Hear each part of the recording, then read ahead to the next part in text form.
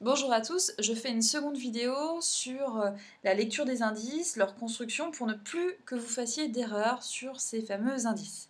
Je reprends le graphique de tout à l'heure, qui présente toujours le PIB en volume en Allemagne, en France et en Espagne, en indice base 100 pour l'année 2010.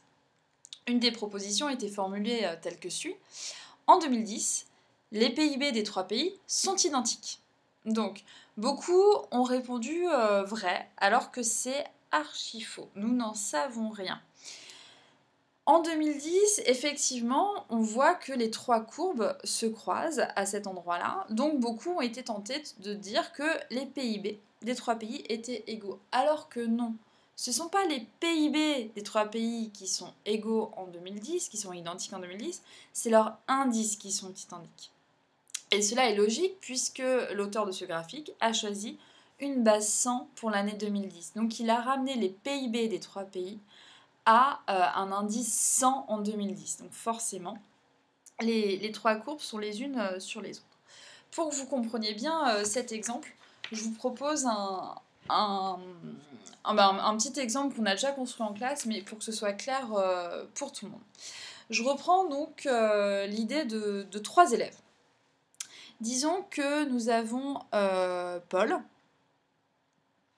Paul, au premier trimestre, il avait 2 sur 20. Hop, donc premier trimestre, il a 2 sur 20. Pas terrible. Au second trimestre, il augmente sa note, il a 4 sur 20. Cela correspond à quelle évolution? Hop, j'essaye de trouver un crayon différent. Un crayon gris. Donc ça correspond à une évolution de 100%. Il a doublé sa note, plus 100%. Ça marche. On a ensuite Lucie. Lucie, disons qu'elle avait 10 de moyenne au premier trimestre et au second trimestre, elle a 15 de moyenne.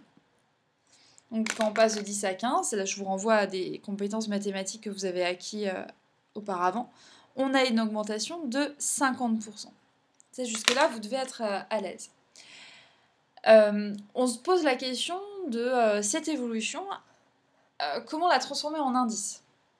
Disons qu'on veut chercher à exprimer cette évolution donc avec une base 100 au premier trimestre. Si je prends cette base 100 au premier trimestre, ça veut dire que ce 2 sur 20, je décide qu'il est égal à un indice 100, et ce 10 sur 20 est aussi égal à un indice 100. Je regarde ce qui se passe au second trimestre, je passe de 2 sur 20 à 4 sur 20. Je cherche à transformer cette augmentation de 100% en indice. Comment faire? Je reprends un petit peu les bases avec la formule qui a été présentée précédemment dans l'autre vidéo.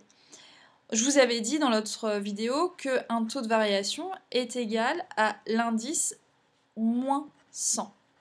Donc si je permute les termes, l'indice, comment je le trouve? Je fais le taux de variation plus 100.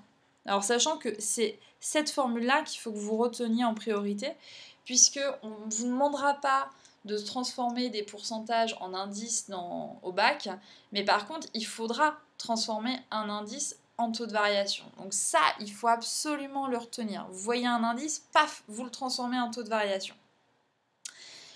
Mais du coup, vous savez aussi transformer l'indice le taux de variation en indice en faisant la réflexion inverse.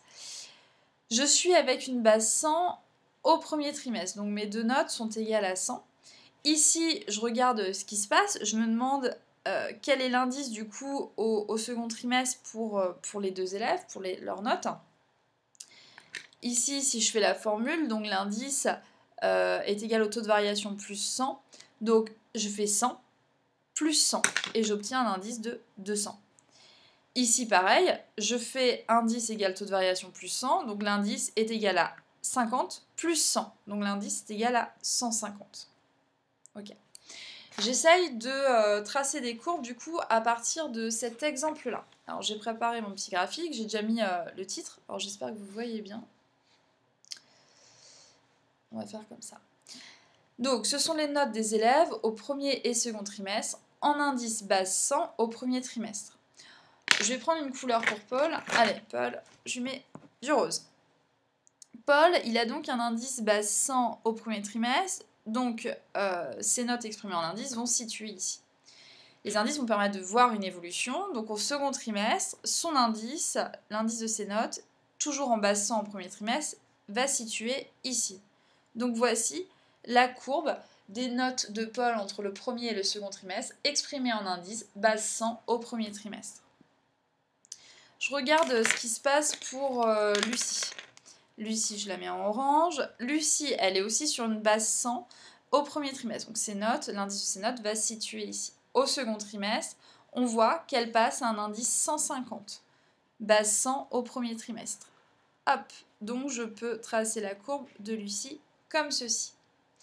Donc vous voyez bien que ici, les indices ne montrent qu'une évolution et ne montrent absolument pas les données réelles en volume qu'il y a derrière. Au premier coup d'œil, une personne qui n'est pas initiée aux indices peut penser que Paul, il est vachement plus fort que Lucie, qu'il a de bien meilleures notes. Sauf que je vous rappelle que Paul, il avait 2 sur 20 au premier trimestre, alors que Lucie avait 10 sur 20. Et qu'au deuxième trimestre, il arrive seulement à 4 sur 20, alors que Lucie, elle a 15 sur 20. Pour bien que vous compreniez l'exemple jusqu'au bout, je vais prendre un dernier élève, disons, allez, Hector. Hector, disons qu'il passe de 10 sur 20, donc là pour le coup il a la même note que Lucie au premier trimestre, et qu'ensuite au second trimestre ça va pas fort, il passe à 5 sur 20. Donc là cette fois-ci j'ai une évolution de moins 50%. Si je veux calculer ces notes en indice, les exprimer en indice base 100 au premier trimestre, ça veut dire que là je vais dire que donc c'est un indice 100, et ici, donc je fais la même formule que tout à l'heure, taux de variation plus 100, donc moins 50 plus 100, c'est égal à un indice 50, base 100 au premier trimestre. Hector, je cherche un stylo d'une autre couleur, on va le faire en noir. Hector, du coup, je vais tracer la courbe qui correspond à ces notes exprimées en indice, base 100 au premier trimestre. Il démarre comme les autres, ici. Puis, on voit qu'au second trimestre, donc, il va avoir un indice 50. Ça veut dire que Hector, paf, sa courbe va ressembler à cela. Donc, conclusion, vous voyez bien qu'on ne peut rien savoir vraiment des valeurs qu'il y a derrière. Là, on peut croire que Paul est le meilleur de tous, sauf qu'en fait, c'est le dernier. Lucie, elle avait 15 sur 20 au second trimestre, Hector a 5 et Paul a 4. Cela nous dit simplement une évolution. Et on vous demande en contrôle, au bac, d'avoir, quand vous avez un graphique comme celui-là, où vous avez une lecture d'indice, où par exemple, Paul, vous voyez qu'il passe, ses notes passent d'un indice 100 à un indice 200, vous devez transformer cet indice en pourcentage en faisant cette formule. Taux de variation est égal à indice moins 100. Donc ici, on voit que l'indice est de 200. Je fais 200 moins 100. J'obtiens une évolution de 100%. Pareil, Lucie, elle passe d'un indice 100 à un indice 150. Ça veut dire que je fais donc 150 moins 100, j'obtiens 50. Donc vous devez être capable de dire que les notes de Lucie ont augmenté de 50%. Hector, même réflexion. Il passe d'un indice 100 au premier trimestre à un indice 50 au second trimestre. Je fais indice moins 100, donc 50 moins 100, j'obtiens moins 50%. Et vous devez retenir donc que là, ce graphique nous permet de voir les évolutions, mais ne nous permet absolument pas de dire quelles sont les données réelles derrière. Voilà, j'espère que vous avez un petit peu mieux compris. Je vous souhaite bon courage.